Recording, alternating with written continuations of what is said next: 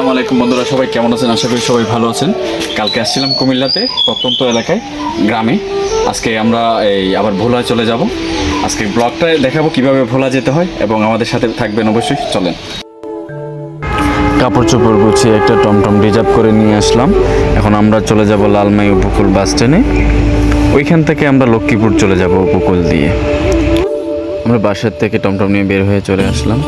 রাস্তার দুই পাশে তাল গাছের সারি, সূর্য মাত্র উদয় হচ্ছে। সত্যি পরিবেশটা অনেক সুন্দর। রাস্তার দুই পাশে ভুট্টা ক্ষেত, ধান ক্ষেত, তাল গাছের পাশে খেজুর গাছ, কুয়াশা, সত্যি মনোমুগ্ধকর পরিবেশ। গ্রাম অঞ্চলের পরিবেশটা সত্যি অসাধারণ।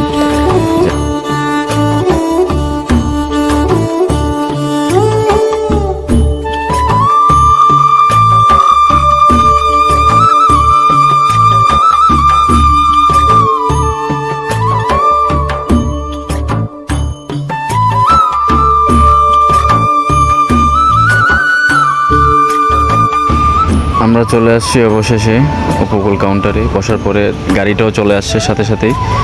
আমরা গাড়িতে উঠে বসলাম। বসার সাথে সাথে গাড়িটাও ছেড়ে দিল। রাস্তার দুই পাশে মাঠ ঘাট, অনেক কিছুই দেখতে অসাধারণ লাগতেছিল আমাদের থেকে। আর একটা জিনিস কি অনুভব করলাম, এই বাসের সিটগুলোটা কীরকম একটু নড়বড়ে মনে হচ্ছে। এত ডাইরেক্ট গাড়ি হিসাবে এটা এতটা উন্নত মানের গাড়ি না। তাও কিছু করার নেই, লক্ষ্মীপুর যেতে হলে এটা দিয়ে আমাদের যেতে হবে। আমরা অবশেষে লক্ষ্মীপুর চলে আসলাম। এখন আমরা নিচে নামবো মালামাল নিয়ে, তারপরে একটা টমটম রিজার্ভ করব। রিজার্ভ করে আমরা মজু চৌধুরী ঘাটে চলে যাব, লঞ্চ ঘাট। আমরা একটা টমটম পেয়েছি, এই টমটম নিয়ে আমরা এখন চলে যাব মজু চৌধুরী ঘাটে। অবশেষে আমরা চলে আসলাম মজু চৌধুরী ঘাটে। এখান থেকে আমরা গেট পাস নেব 10 টাকা করে। গেট পাস নিয়ে ভিতরে ঢুকবো। চলে আসছি আমরা ভিতরে। ওই যে আমাদের লঞ্চ দেখা যাচ্ছে ভোলার। আমরা ওইখান থেকে লঞ্চ করে চলে যাব ভোলাতে, ইলিশা ঘাটে।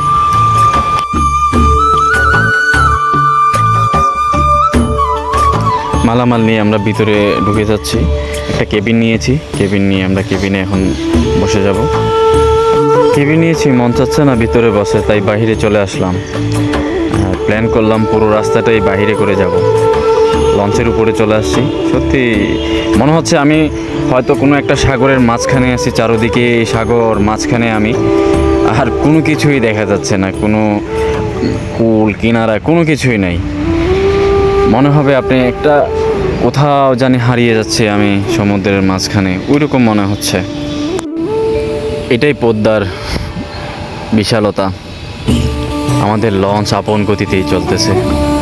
লঞ্চের মতোই চলতেছে গতিতে, ওর নিজস্ব পথ মেটু পথ দিয়ে চলতেছে। আর আমি বাহিরের পরিবেশটা উপভোগ করতেছি। খুবই ভালো লাগতেছে আমার থেকে।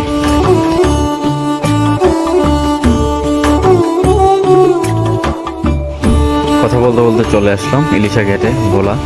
আমরা এখন এখান থেকে নেমে একটা সিএনজি নেব। সিএনজি নিয়ে আমরা চলে যাব মাইনকার হাট, আমাদের গন্তব্যে। লঞ্চ থেকে নামার সময় টিকিটটা আমরা দিয়ে তারপরে বের হয়ে চলে আসলাম। আসার পরে এখান থেকে আপনার ঘাটের মধ্যেই অনেক সিএনজি ড্রাইভার পাবেন, ওইখানে কথা বলে আপনি সিএনজি নিয়ে নিতে পারবেন। আমি একজন সিএনজি ড্রাইভার কথা বলে নিয়ে নিছি, রিজার্ভ করে সিএনজিটা নিয়ে নিছি। আমরা এখন চলে যাব ভোলা মাইনকার হাটে। এখান থেকে আমাদের সিএনজি দেখা যাচ্ছে, এই যে এটা করে আমরা চলে যাব এখন।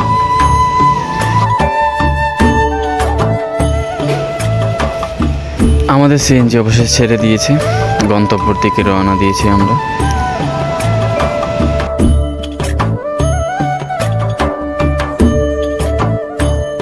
একটা জিনিস মনে হলো কি, এখানের যে রাস্তাগুলো খুবই ফাঁকা, গাড়ি ঘোড়া খুবই কম, ওইরকম যানজট না। শহরাঞ্চলে যেরকম একটা যানজট থাকে ওইরকম যানজট না। এখানের পরিবেশটা অনেক ভালো, একটু অন্য টাইপের মনে হচ্ছে, যে একটু কোলাহল জায়গার মধ্যে দিয়ে আমরা যাচ্ছি। অবশেষে চলে আসছে আমাদের গন্তব্যতে। সিএনজি আমাদেরকে নামিয়ে দিয়ে চলে গেছে। থ্যাংক ইউ, সবাই ভালো থাকবেন। আবার দেখা হবে অন্য কোনো ব্লগে। আসসালামু আলাইকুম।